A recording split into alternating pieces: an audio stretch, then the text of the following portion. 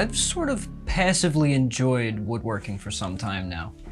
Mostly making shitty utilitarian things or fixing a broken fence. I've gotten pretty good at making, like, plywood-shaped things. At least until recently when I made my first chessboard. It actually came out pretty sweet. At least from a few feet back. So a friend of mine is having a birthday and a housewarming at around the same time, so I figured what better gift than to try my hand at making him a cutting board.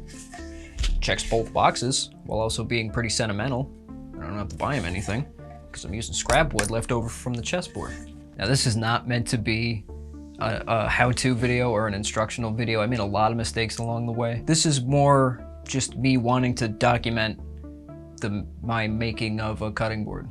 So, let's check it out. Check it out. That was all terrible. So the first thing I did was learn the exact right amount of Fusion 360 to draft up what I had in mind. The plan was to make an end grain cutting board out of 4 2-inch pieces of mahogany, 2 half-inch pieces of pine as a couple of stripes, and a half-inch piece of mahogany separating them. The original size being 16 by 9.5 inches. I chose this wood selection for no other reason than that it was what I had left over from building that chessboard I mentioned earlier. Next, I went out to chop some wood in slow motion.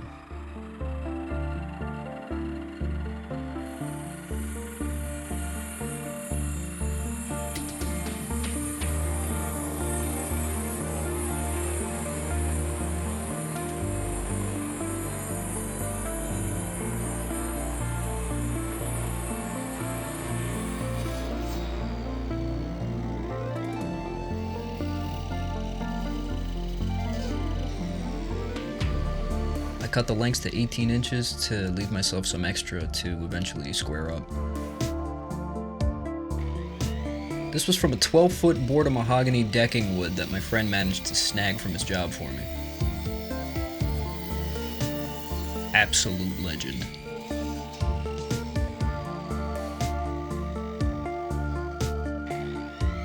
Mine's from Home Depot.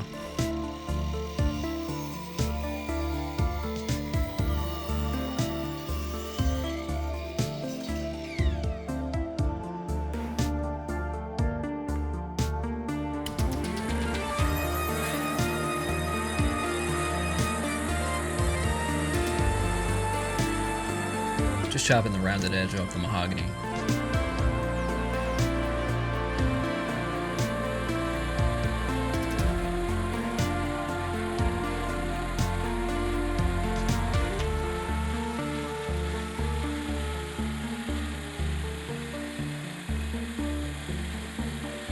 This doesn't look as cool in slow motion. Turn it off.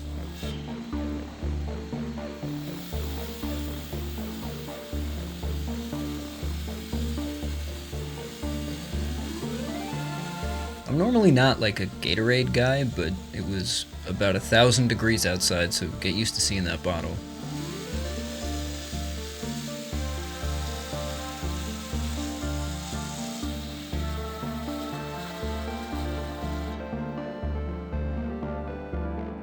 Next up, we set the fence for 2 inches, which is apparently the most important thing ever because I spend a solid minute getting it right.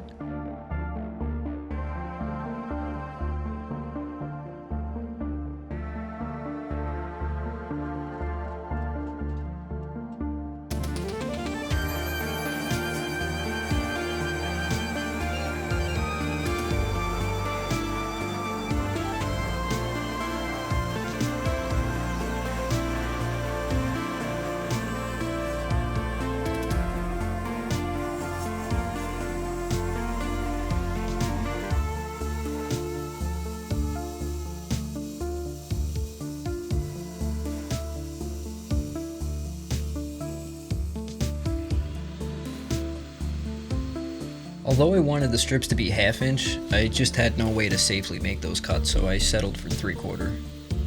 And that's cool. Just have to account for an extra 3/4 to the total width.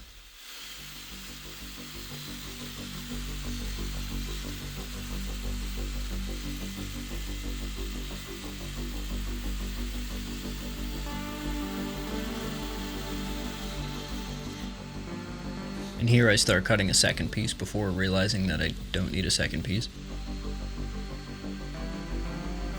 And then 2 strips of pine.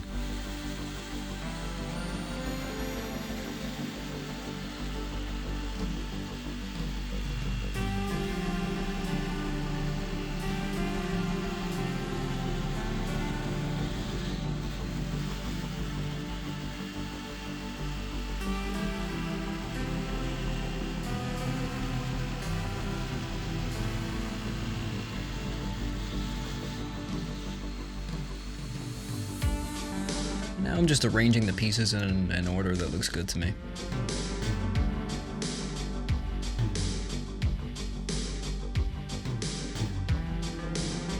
You'll notice that the pine is a bit thicker than the mahogany. The mahogany measures at exactly 1 inch, where the pine is, I believe, 1 1/8 inches, which is gonna absolutely suck because I don't have a planer or a drum sander. And here I'm doing something stupid. I clamped the pieces together while they lay on 2 straight pieces of scrap wood so I could sand them flush to prevent gaps in the glue up. Problem is they didn't lay entirely flat. There's some dried glue on the scrap wood affecting the height of different pieces, and I also released some tension in the wood when I cut them. Realistically, it wasn't too bad, but sanding them individually or using a jointer would probably be the best option here.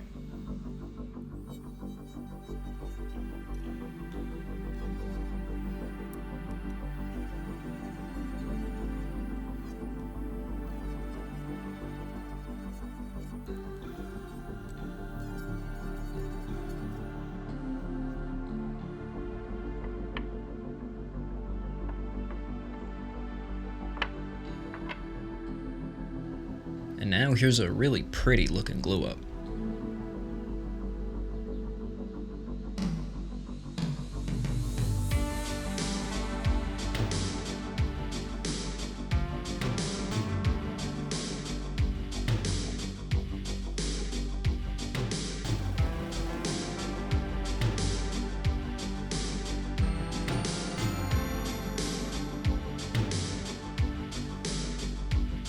Accidentally started putting glue on the last one.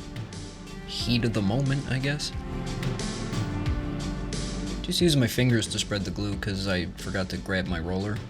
I also just kind of like peeling the glue off my skin, I don't know.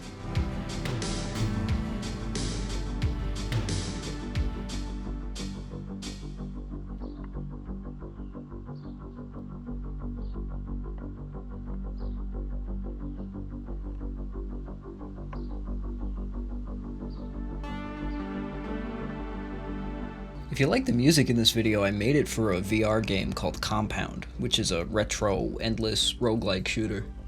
I'll put a link to it in the description. If you don't have VR, the music is all up for free on SoundCloud too.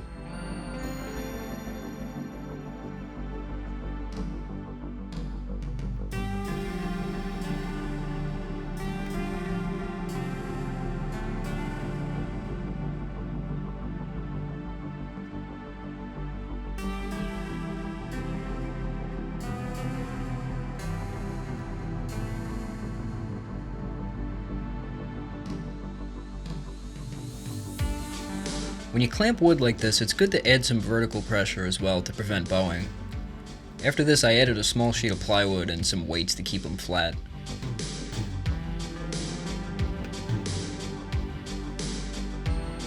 But the next day, when I took the clamps off, it was pretty messy.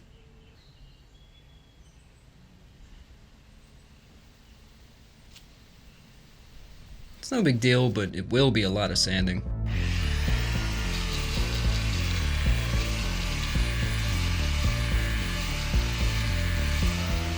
A lot of sanding. Like a serious amount of sanding.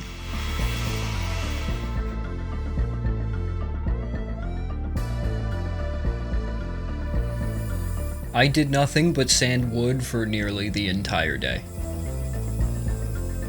Looking back at it, I could have saved myself some time on sanding by just taking an extra eighth off the pine on the table saw, but I still had a lot of sanding to do regardless.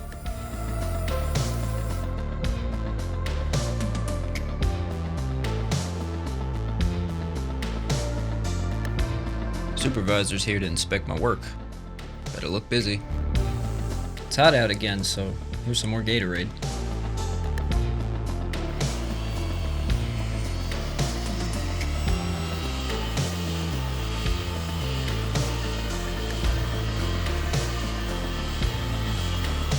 In fact, it was so hot that my belt sander kept overheating, and at some points actual smoke was bellowing out of the exhaust fan.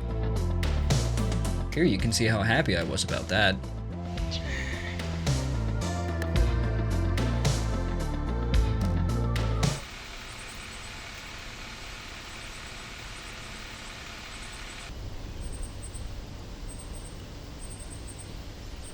Remember to take regular breaks.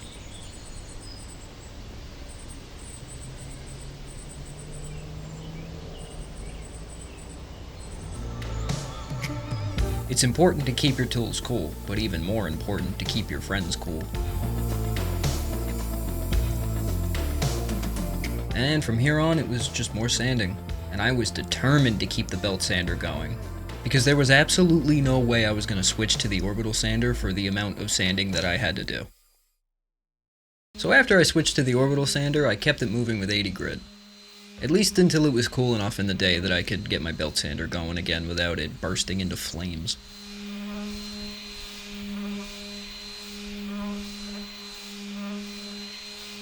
After flipping what was nearly a cutting board over to the other side, I was simply overjoyed by the state of it. Oh, it's looking rough. Jesus Christ. And I began to admire my handiwork. This one's tilted, which makes this one tilted.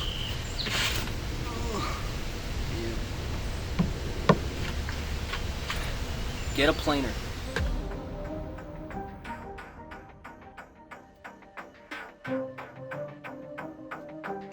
Taking a break from sanding to square up the edges, taking an inch off of each side.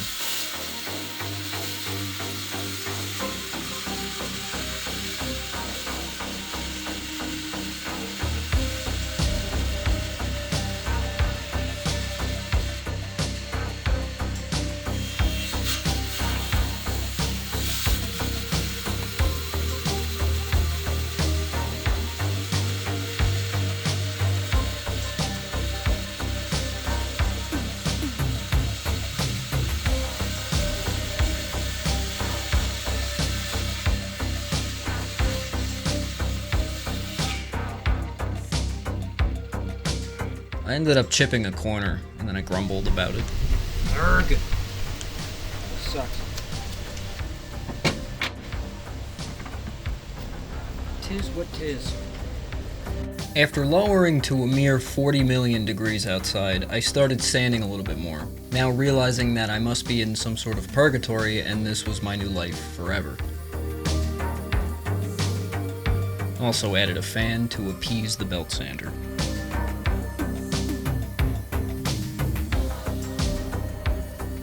But you know what?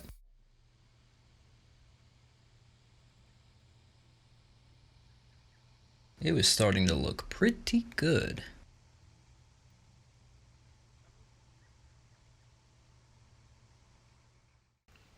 I made some kind of silly jig for some reason to hold it up while I sanded the edges.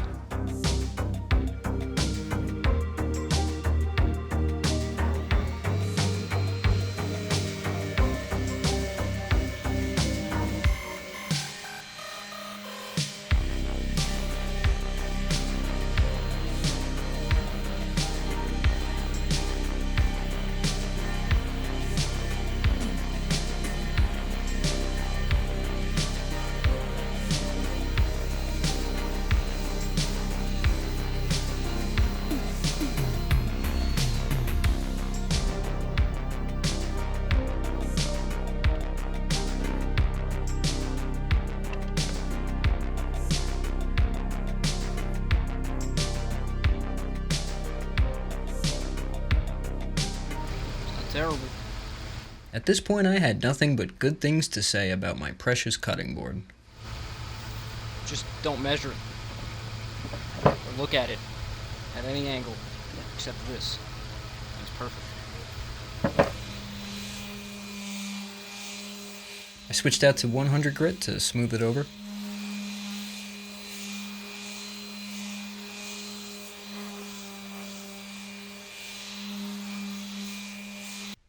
And here I attempted to give the edges a little bevel by hand.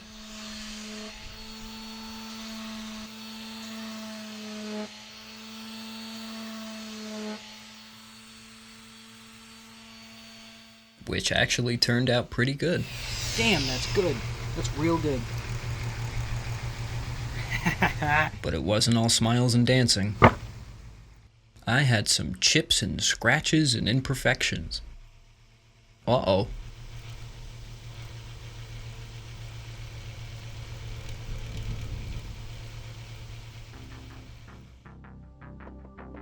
Since I didn't have enough wood filler dark enough for mahogany, I ended up trying something out.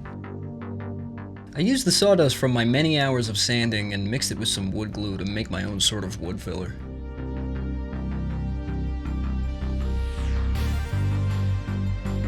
It actually worked out alright, but it was still a bit too bright from the amount of pine dust that was in there. Also, this shot is framed like garbage, and I just put the wood glue in the center and it's like the only thing in focus. That's better. That's looking pretty good, actually.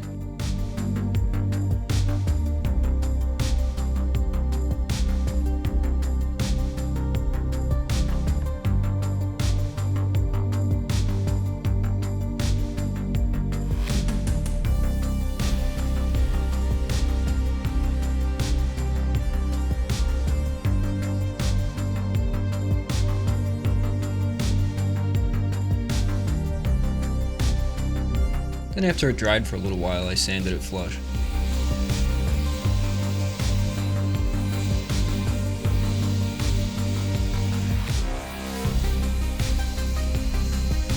Actually came out pretty nice.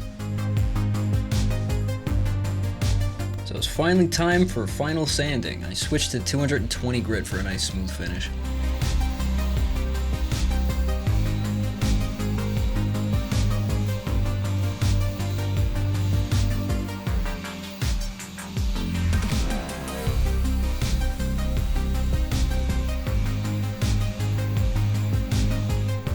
Raise that grain, boy!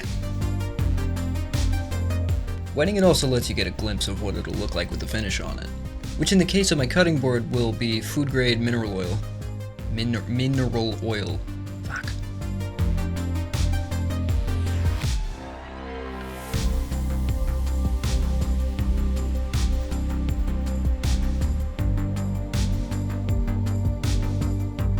It's nice seeing it all come together.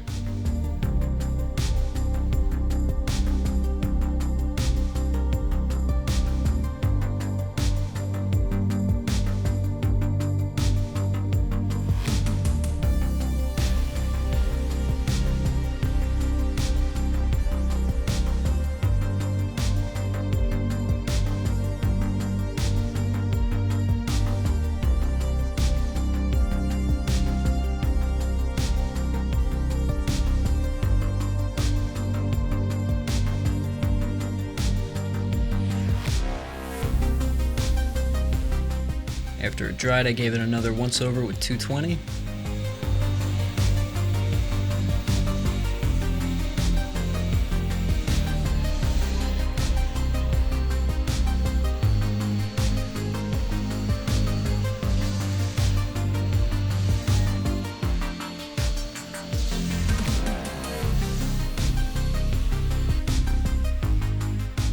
Made sure it was as clean and dust-free as possible.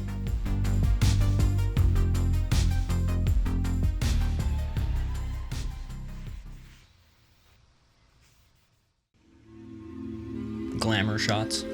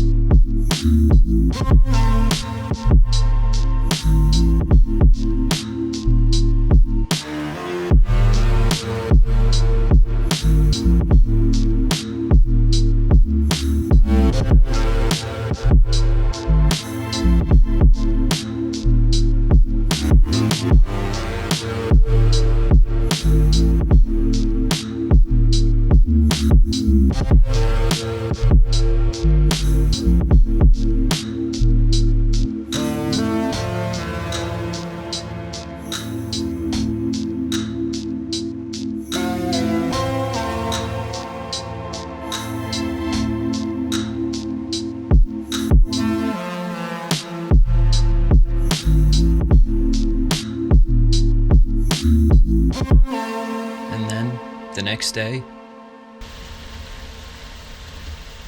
it was no longer 1,000,000 degrees.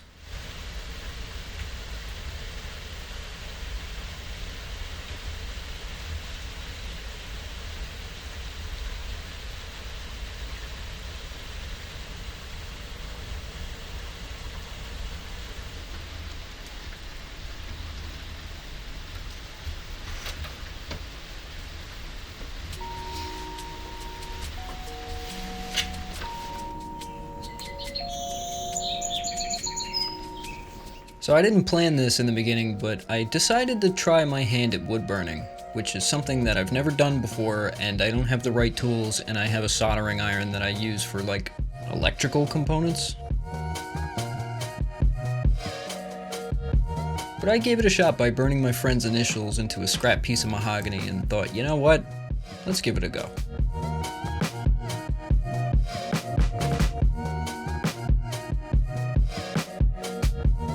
So here I go, giving it a try. I was a little bit nervous at this point because I was genuinely proud of the cutting board. Okay, the first line is good. But I thought, you know what, if it comes out that bad, I could sand it smooth again. I ended up not doing a stencil or anything. I just did some simple handwriting that I tried to get as straight as possible. I also didn't clean the tip enough. You can clearly see solder bubbling up every time I touch the wood.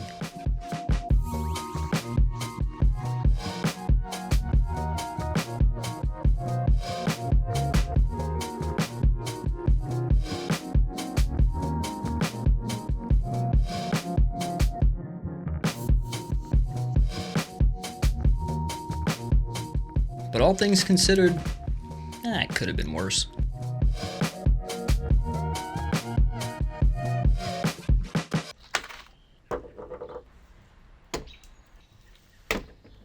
Now the only thing left to do is add some rubber feet.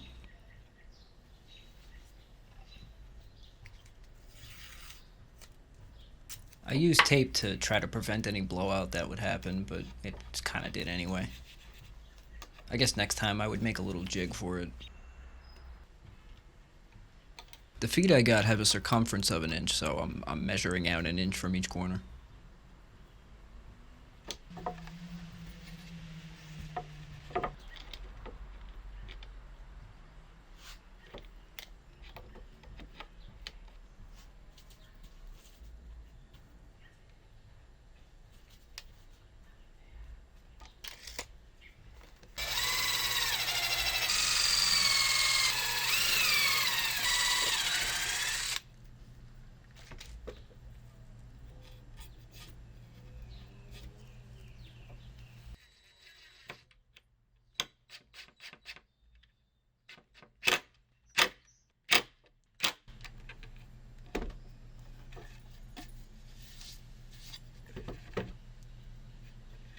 They work. Yeah, boy. And that was it. I set out to make a cutting board, and god damn it if I didn't make a cutting board. Woo.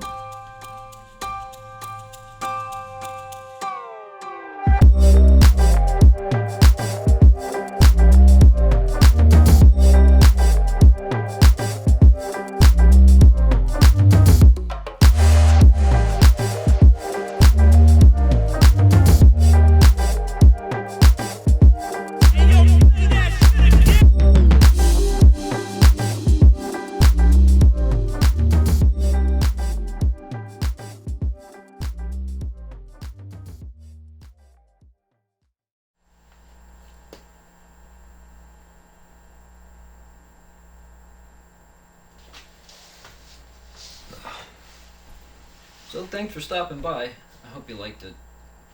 Again, that was not meant to be an instructional video. That was definitely more just me wanting to record myself as a beginner making a cutting board. So if you liked it, smash that fucking like button, dude. I did contemplate recording my friend's reaction to getting the gift, to me giving him the gift, but in the end, I don't think I want to do that because it seems kind of exploitative to me. Sorry if you were looking forward to that.